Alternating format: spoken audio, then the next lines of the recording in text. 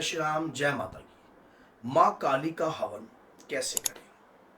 एक लड़की है, माँ के प्यारे चैनल पर जुड़े हुए हैं, लाइव में भी वो बहुत बार पूछे उन्होंने, माँ काली का हवन कैसे करना चाहिए। और रियलिटी में माँ काली का हवन करने का आपको क्या महत्व प्राप्त होगा, और हवन करने से हमारी शक्तियाँ कैसे बढ़ती हैं, किस प्रकार से हमारे शरीर में ऊर्जा आती है, और मंत्र की आहुति कैसे माँ काली तक पहुँचती है। तो आज सारी जानकारी आपको इस वीडियो में मिल जाएगी।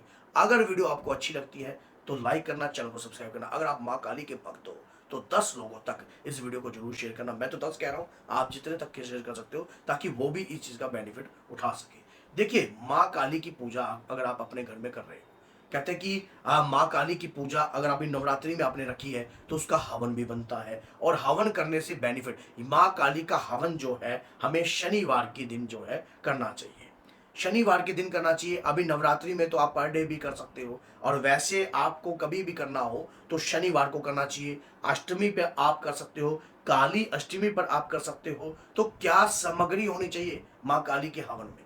तो माँ काली के हवन में सामग्री, और हवन करने से मिलेगा क्या? पहली बात ये कि आपके घर में अगर कोई नकारात्मकता होती है, या कोई गंदी शक्ति होती है, या कोई मैली शक्ति होती है, तो उसका वास आपके घर में नहीं रहता। माँ काली का हवन सात्विक तौर पर मैं आपको बता रहा हूं, तामसिक तौर पर नहीं बता रहा, सात्विक तौर पर ही मैं बता रहा हूं कि किस प्रकार से आपको करना है। अब जैसे आपने माँ काली का हवन प्रारंभ करना है, अगर आपका शत्रु है, कोई आपको तंग करता है, परेशान करता है, बार बार आपको मानो आपको नीचा दिखाने की कोशिश करता है, तो आपने 3 नींबू लेने हैं। सामग्री नोट कर लीजिए। काले तिल लेने हैं, नींबू लेने हैं, और कम से कम 50 या 60 ग्राम के करीब जो है लौंग लेनी है।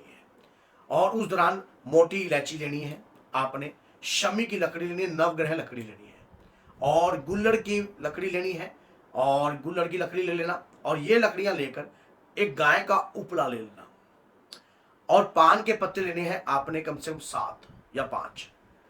हवन कुंड के अंदर सबसे पहले पान का पत्ता आपने बिछा लेना है, और कुमकुम गाय गाय के घी में थोड़ा घोल लेना। आपने उस पान के पत्ते के ऊपर घी से थोड़ा घी का कुमकुम डाल दीजिए, घी में मिलाकर, और उसके ऊपर एक कपूर रखिए। अब हवन प्रक्रिया जब स्टार्ट हम करते हैं, कभी भी हवन प्रक्रिया स्टार्ट करने से पहले गणपति जी महाराज का आह्वान बहुत जरूरी होता है। गणपति जी महाराज का अगर आप आह्वान नहीं करते तो आपका कोई भी कार्य सिद्ध नहीं होता। माता गौरी के लाल है, और उन विघ्न हरते हैं, आपके घर से क्लेश भी हरते हैं।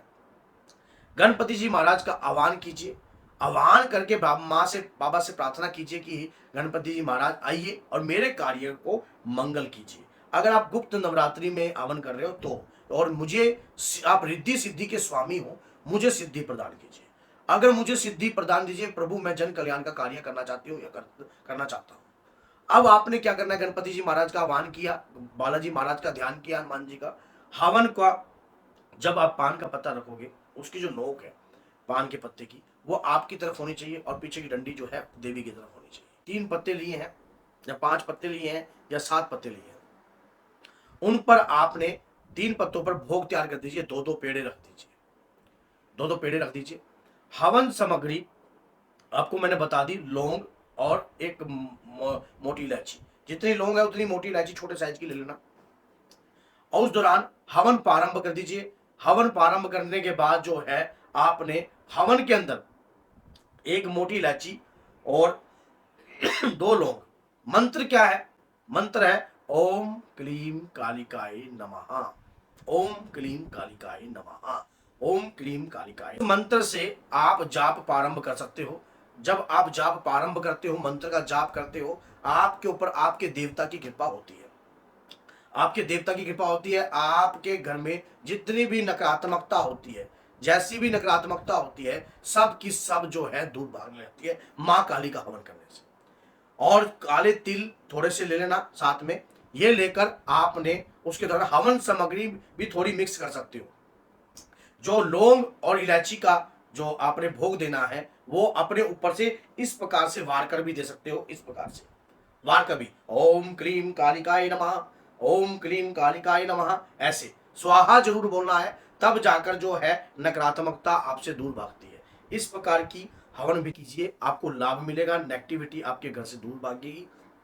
आपके घर में किसी भी प्रकार की कोई भी नकारात्मकता नहीं रहेगी। और माना जाता है कि माँ का हवन करने से घर में से नकारात्मकता तो दूर भागती है और घर में शुद्धि का भाव होता है। घर में सभी नकारात्मकताएं दूर भागती हैं, तो आपके घर में आपके पितृ भी शुद्ध होते हैं, पितृ बलवान होते हैं। और जहां माँ काली का हवन होता है, अभी जो पेड़े का भोग लगाया है, ये एक पेड़े का भोग बीच में दीजिए हवन के, एक पेड़े का भोग लास्ट में दीजिए और एक पेड़े के भोग के ऊपर 2 इलायची और लौंग रखकर माँ को प्रसाद के रूप में अर्पण कीजिए। माँ से प्रार्थना कीजिए कि हे मातेश्वरी, मेरे इस भोग को स्वीकार कीजिए। मैंने नवरात्रि में जो हवन करने की विधि को मैं नहीं जानता हूं, मैं नहीं जानती हूं। हे माँ, मैं आपकी अटूट भक्त हूं, मैं भक्ति पूजा पाठ आपकी करना चाहती हूं, मुझे कृपा प्रदान कीजिए। शक्ति से विनय प्रार्थना करी जाए तो शक्ति आपकी प्रार्थना को स्वीकार करती है, आपकी प्रार्थना को स्वीकार करके आपको आशीर्वाद के रूप में आपको 21 या 41 दिन में जरूर किसी ना किसी प्रकार के रूप में दर्शन होते हैं माँ के। हवन करने से जो शक्ति का आपने आह्वान किया है, वो हवन के माध्यम से उस भोग का पान करती है।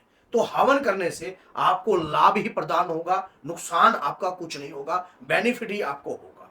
तो अगर आप माँ के भक्त हो तो इस चैनल को सब्सक्राइब कर दीजिए और 10 लोगों तक इस वीडियो को जरूर शेयर कीजिए, ताकि वो भक्त भी इस वीडियो के माध्यम से लाभ उठा सके और उन्हें भी कृपा प्राप्त हो सके।